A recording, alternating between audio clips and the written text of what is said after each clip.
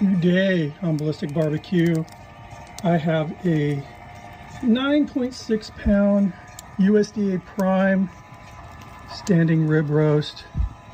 It's 3 bones on the rotisserie, running white oak and tan oak.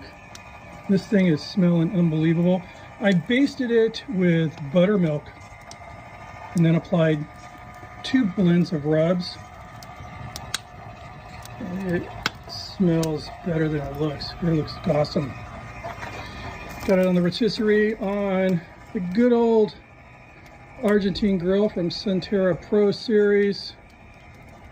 Just love this grill. Stay tuned.